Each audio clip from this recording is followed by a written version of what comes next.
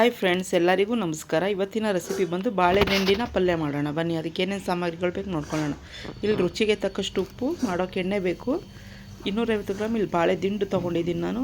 ಹಿಂಗೆ ಬೇಕಾಗುತ್ತೆ ಮಾಡೋಕ್ಕೆ. ಒಂದು ಅರ್ಧ ಬಟ್ಲು ಫ್ರೆಶ್ ತೆಂಗಿನಕಾಯಿ ತುರಿ ತೊಗೊಂಡಿದ್ದೀನಿ ನಾನು. ಇಲ್ಲಿ ಜೀರಿಗೆ ಪುಡಿ, ಅರಿಶಿನ, ಜೀರಿಗೆ, ಸಾಸಿವೆ ಬೇಕಾಗುತ್ತೆ. 2 ಈರುಳ್ಳಿ, ಕೊತ್ತಂಬರಿ, ಕರಿಬೇವು, 2 ಒಣಗಿರೋ ಮೆಣಸಿನ್ಕಾಯಿ ಬೇಕಾಗುತ್ತೆ ಫ್ರೆಂಡ್ಸ್. ಈಗ ಒಲೆ ಮೇಲೆ ಒಂದು ಬಾಣಲಿ ಇಟ್ಕೊಂಡಿದ್ದೀನಿ.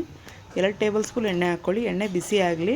ಸಾಸಿವೆ ಜೀರಿಗೆ ಹಾಕ್ಕೊಂಡು ಸಿಡಿಸ್ಕೊಳ್ಳೋಣ. ಮೊದಲಿಗೆ ಈ ಬಾಳೆದಿಂಡು ದೊಡ್ಡ ದೊಡ್ಡ ತರಕಾರಿ ಅಂಗಡಿಲಿ ಸಿಗುತ್ತೆ ಫ್ರೆಂಡ್ಸ್, ಸಣ್ಣ ಪುಟ್ಟ ಅಂಗಡಿಲಿ ಸಿಗೋಲ್ಲ. ಈ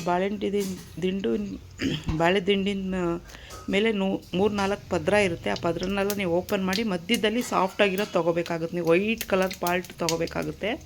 ಅದನ್ನು ತೊಗೊಂಡು ಈ ಕರ್ಬೇವಿನ ಸೊಪ್ಪು ಹಾಕ್ಕೊಳ್ಳೋಣ. ಚೆನ್ನಾಗಿ ಫ್ರೈ ಆಗಲಿ. ಕರ್ಬೇವಿನ ಸೊಪ್ಪು ಫ್ರೈ ಆಗಿದ ತಕ್ಷಣ ಈರುಳ್ಳಿ ಹಾಕ್ಕೊಳ್ಳೋಣ ಫ್ರೆಂಡ್ಸ್. ಈರುಳ್ಳಿನೂ ಚೆನ್ನಾಗಿ ಒಂದು 3-4 ನಿಮಿಷ ಫ್ರೈ ಆಗಲಿ. ಇದಕ್ಕೆ ಈರುಳ್ಳಿ ಹಾಕಿದಷ್ಟು ರುಚಿ ಆಗುತ್ತೆ.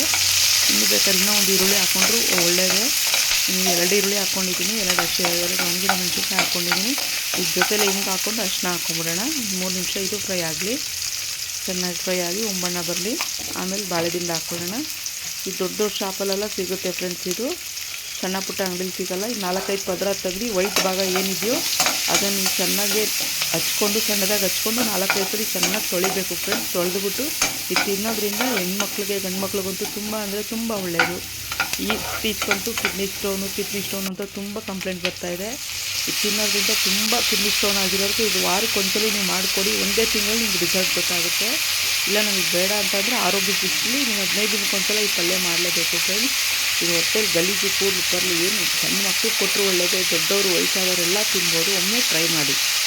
ಈ ವಿಡಿಯೋ ಇಷ್ಟ ಆದಲ್ಲಿ ಒಂದು ಲೈಕ್ ಮಾಡಿ, ಶೇರ್ ಮಾಡಿ, ಫ್ರೆಂಡ್ಸ್ಗೆ ಸಾಂಗಿದೆ ಶೇರ್ ಮಾಡಿ ಫ್ರೆಂಡ್ಸ್. ಒಂದು ಸಣ್ಣದಾಗಿ ಸಬ್ಸ್ಕ್ರೈಬ್ ಮಾಡ್ಕೊಳ್ಳಿ. ತುಂಬ ಅಂದರೆ ತುಂಬ ಟೇಸ್ಟ್ ಆಗಿದೆ. ಈ ವಿಡಿಯೋದಲ್ಲಿ ನಾನು ಹಸಿ ತೆಂಗಿನಕಾಯಿ ತುರಿ ಹಾಕಿರೋದು ಬಂದಿಲ್ಲ ನೋಡಿ. ರುಚಿಗೆ ತಕ್ಕಷ್ಟು ನಾನು ಉಪ್ಪು ಹಾಕ್ತಾಯಿದ್ದೀನಿ. ಒಂದು 15 ನಿಮಿಷ ಇದು ಕುಕ್ ಆಗಬೇಕು. ಇವಾಗ ನಾವು ಲಾಸ್ಟಿಗೆ ಜೀರಿಗೆ ಪುಡಿ ಹಾಕಿ ಒಂದು 15 ನಿಮಿಷ ಸ್ಲಿಮ್ ಮೇಲೆ ಕುಕ್ ಮಾಡ್ಕೊಳ್ಳೋಣ. ಒಂದು 15-20 ನಿಮಿಷ ಕುಕ್ ಮಾಡಿಕೊಂಡ್ರೆ ಲಾಸ್ಟು ತೆಂಗಿನಕಾಯಿ ತುರಿ, ಹಸಿ ಕೊತ್ತಂಬರಿ ಹಾಕ್ಬಿಡಿ. ಕಾಯಿ ತುರಿ ಹಾಕ್ತಿರೋದು ನಾನು ಇಲ್ಲಿ ವಿಡಿಯೋ ಬಂದಿಲ್ಲ. ನೀವು ಒಮ್ಮೆ ಟ್ರೈ ಮಾಡಿ. ಈ ವಿಡಿಯೋ ಹೆಂಗೆ ಬಂತು ಅಂತ ಒಂದು ಕಮೆಂಟ್ ಮಾಡಿ. ಫ್ರೆಂಡ್ಸ್ಗೆ, ಫ್ಯಾಮಿಲಿಗೆ ಶೇರ್ ಮಾಡಿ ಫ್ರೆಂಡ್ಸ್. ಬಾಯ್ ಫ್ರೆಂಡ್ಸ್, ಮತ್ತೊಂದು ವಿಡಿಯೋದಲ್ಲಿ ಸಿಗೋಣ.